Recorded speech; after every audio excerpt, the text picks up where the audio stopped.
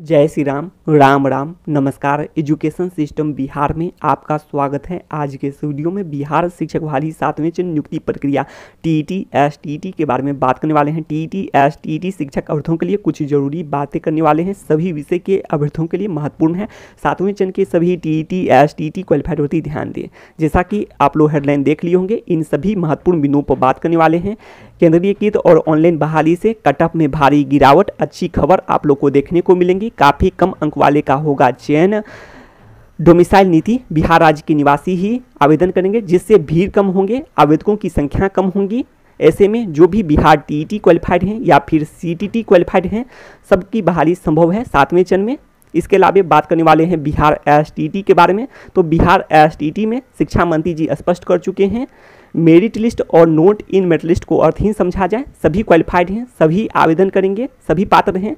आप लोग देख सकते हैं यहाँ पर मेरिट लिस्ट बराबर नोट इन मेरिट लिस्ट। तो जी बिल्कुल आप लोग ऐसे भी समझ सकते हैं, सभी क्वालिफाइड ही हैं, अपने आप को क्वालिफाइड ही समझें, चाहे आप मेरिट लिस्ट में हैं या फिर नोट इन मेरिट लिस्ट में हैं। और सभी एकजुट होकर रिक्तियों की संख्या को बढ़ाने के लिए प्रयास करें, जिससे सभी क्वालिफाइड की नियुक्ति संभव हो जाए 7वें चरण में। वैसे बातें कर चुके हैं। अन्य सभी विषय, 2 विषय को छोड़कर अन्य सभी विषय में नौकरी पक्की हो चुकी है। अब 2 विषय की बात करें, सोशल साइंस और कंप्यूटर साइंस विषय। इसमें रिक्तियों की संख्या का बढ़ना अत्यंत आवश्यक है और कंप्यूटर साइंस विषय के लिए विशेष प्रावधान हो विद्यालयों की संख्या के अनुसार। गजट में जो दिया गया था, बिहार गजट अगस्त 2019 में, और इसके अलावा बजट में भी, पिछले बजट में भी प्रावधान किया गया था। इस अनुसार से कंप्यूटर साइंस विषय का महत्व है, राष्ट्रीय शिक्षा नीति से भी स्पष्ट होता है। तो इस अनुसार से और भी रिक्तियों की संख्या बढ़े और भी पद सृजित एवं स्वीकृत हों, जिससे सभी क्वालिफाइड की नौकरी पक्की हो सके। विद्यालयों की संख्या के अनुसार 8000 से अधिक पद आ सकते हैं कंप्यूटर साइंस विषय में, और सोशल साइंस विषय में भी रिक्तियों की संख्या बढ़े। और जानते भी हैं पद सृजित एवं स्वीकृत रखे हुए हैं, 10,000 से अधिक पद सृजित स्वीकृत रखे हुए हैं, रिटायर भी हुए हैं। तो काफ़ी पद आ सकते हैं, 12,000 से भी अधिक पद आ सकते हैं। और संपूर्ण पदों पर बहाली हो, संपूर्ण बहाली हो, यही बातें हैं। इस तरह से नौकरी पक्की हो सकती है। अन्य सभी विषय में 30,000 के आसपास बहाली हो पाएंगी। कारण यह है कि डॉक्यूमेंट वेरिफिकेशन में भी बाहर होंगे। टोटल 37,000 क्वालिफाइड हैं अन्य सभी विषय में, और इन 2 विषयों में 20,000 नौकरी हो, 20,000 पद पर बहाली हो।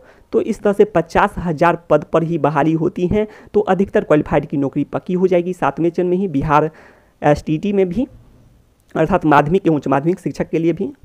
आप लोग देख सकते हैं यहाँ पर 67.5 बराबर 120। तो शिक्षा मंत्री जी जैसे स्पष्ट कर चुके हैं, merit list note in merit list को अर्थहीन समझा जाए। तो आप लोग समझ सकते हैं, अंदाज़ा लगा सकते हैं, जो भी 67.5 अर्थात ये हैं या फिर 75 लाए हैं या फिर 120 लाए हैं, सभी बराबर हैं। और अन्य सभी विषय में पहले ही बता चुके हैं, बराबर हो चुके हैं। और इसमें भी आप लोग बराबर ही समझें, इन 2 विषयों में भी रिक्तियों की संख्या बढ़ जाए। और आप लोग ये भी जानते हैं कि 67.5 बराबर 120 तो ये भी है, जैसे कि एकेडमिक अंक के आधार पर बहाली होती है, तो किसी का भी हो सकता है, चाहे मेरिट लिस्ट में है उनका भी हो सकता है, और नोट इन मेरिट लिस्ट में है उनका भी हो सकता है। एकेडमिक जिनका अधिक हो जाएगा उनका चयन हो जाएगा। तो ये बातें हैं। अगर रिक्तियों की संख्या बढ़ती है तो अधिक से अधिक क्वालिफाइड की नौकरी पक्की हो जाएगी, सीएस में भी, कंप्यूटर साइंस विषय में भी और सोशल साइंस विषय में भी। तो समझ सकते हैं, इस तरह से कह सकते हैं। जो भी 75 लाए हैं, पहले भी होता था ऐसे 75 बराबर 120, अब क्वालिफाइंग अंक को कम कर दिया गया है, क्वालिफाइंग मार्क्स जो है उसको कम कर दिया गया है। 75 बराबर 120 है, और पहले जनरल मेल में 90 या फिर इससे अधिक जो भी लाए हैं वो भी शिक्षक बनते थे, या फिर 120 अंक वाले हैं वो भी शिक्षक बनते थे। तो 90 बराबर 120 यह देखा जाता था, लेकिन अब 75 बराबर 120 है। तो यही बातें हैं, काफ़ी कमी कर दी गई है क्वालिफाइंग मार्क्स में। तो समझ सकते हैं अन्य सभी विषय में तो नौकरी इतने पर ही पक्की हो चुकी है पूरी तरह से। तो ये सभी बातें हैं। अब आगे देख लेते हैं। तो जी बिल्कुल कम अंक वाले का बल्ले बल्ले, तो जी बिल्कुल कम अंक वाले का भी नौकरी पक्की हो जाएगी। आप लोग विश्वास रखें, उम्मीद कायम रखें।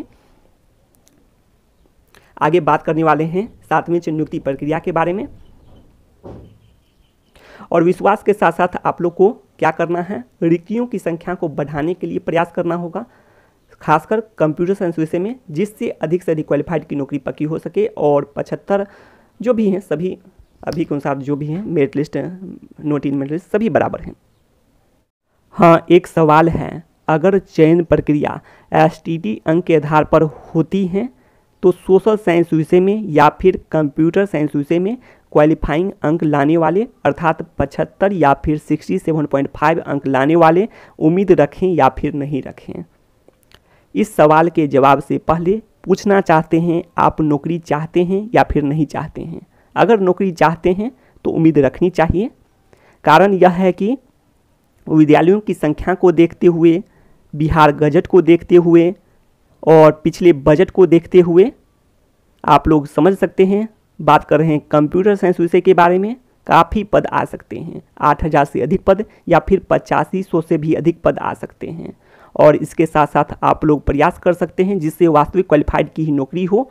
इसके लिए आप लोग STT 2019 एप्लीकेशन का प्रिंट डॉक्यूमेंट वेरिफिकेशन में लेने के लिए यह बातें अपर मुख्य सचिव जी शिक्षा विभाग को या फिर शिक्षा मंत्री जी को सौंप सकते हैं ज्ञापन, जिससे कट ऑफ में काफ़ी गिरावट होंगी। इसके अलावा एक और उपाय कर सकते हैं, केंद्रीकृत ऑनलाइन बहाली का जो एप्लीकेशन है इसका डायरेक्ट लिंक, सीधा लिंक हो STT 2019 एप्लीकेशन से, जिससे वास्तविक क्वालिफाइड का चयन हो सकता है। और डॉक्यूमेंट वेरिफिकेशन में बहुत सारे अभ्यर्थी बाहर होंगे, कुछ भी एडिट का ऑप्शन नहीं दिया जाए।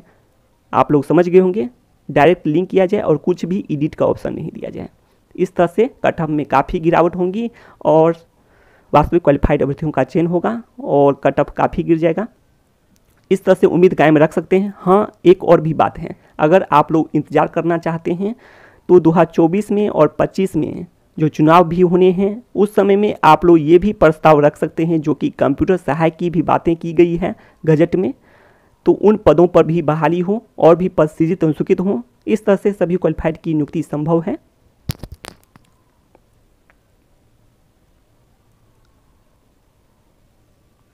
अब आगे बात कर लेते हैं केंद्रीकृत ऑनलाइन बहाली प्रक्रिया के बारे में और 7वें चरण नियुक्ति प्रक्रिया के बारे में। आप लोग देख सकते हैं नियमावली 2020 का 10 पॉइंट में देख सकते हैं 5 गुना अभ्यर्थी को चयन सूची में कोटिवार शामिल किया जाएगा और चयन सूची में जो भी शामिल होंगे उनका डॉक्यूमेंट वेरिफिकेशन होगा, समय तिथि ये सब दिया जाएगा और विद्यालय का आवंटन होगा। अब आगे देख लेते हैं, यही सब बातें हैं। आप लोग देख सकते हैं महिला और दिव्यांग को दी जाएगी प्राथमिकता। और इसके अलावा आप लोग ये सभी जानकारी देख सकते हैं, नियुक्ति पत्र में फ़ोटो युक्त होगा। और आगे देख लेते हैं 21 दिनों तक में ही आप लोग को योगदान करने हैं विद्यालय में नियुक्ति पत्र निर्गत होने के बाद की तिथि से। हाँ, 21 दिनों तक में ही आप लोग पढ़ सकते हैं यहाँ भी। और ये सभी बात हैं, योगदान करने हैं 21 दिनों के अंदर में।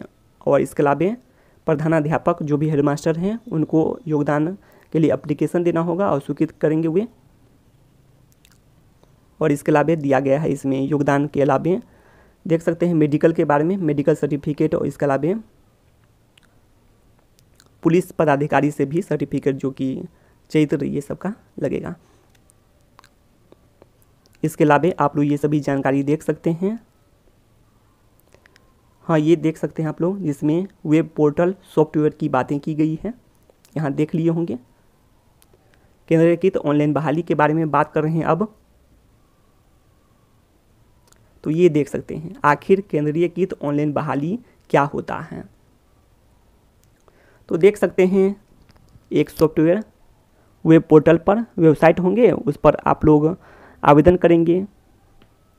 सभी जिले के अभ्यर्थी आवेदन करेंगे। अभी के अनुसार बात करें तो आप लोग छठे चरण में देखे भी होंगे, सभी जगह घूम घूम कर आवेदन किए हैं ऑफलाइन तरीके से, लेकिन ऑनलाइन तरीके से एक ही जगह पर आवेदन कर सकेंगे। और यहाँ पर ये भी हो सकता है कि सभी नियोजन इकाई का चॉइस दिया जाए, जिले का चॉइस दिया जाए, जो भी हो।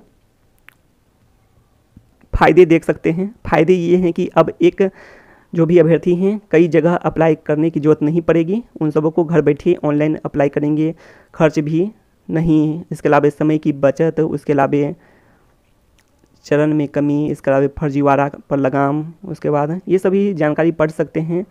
और ये भी किए जा सकते हैं कि डॉक्यूमेंट भी अपलोड किए जाएं स्कैन करके, ये सब भी ऑप्शन दिए जा सकते हैं। ऑनलाइन अप्लाई में सभी डिटेल्स डेटाबेस में रहेगा, तो ऑनलाइन के लिए ये भी किया जा सकता है।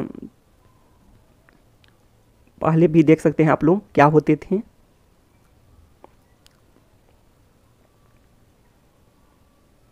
तो ये सभी जानकारी पढ़ लिए होंगे। तो इसमें भी ऑनलाइन हो सकता था, लेकिन केंद्रीयकृत ऑनलाइन से ज़्यादा फायदे हैं, एक ही जगह अप्लाई होंगे। तो ये सभी जानकारी देख सकते हैं आप लोग।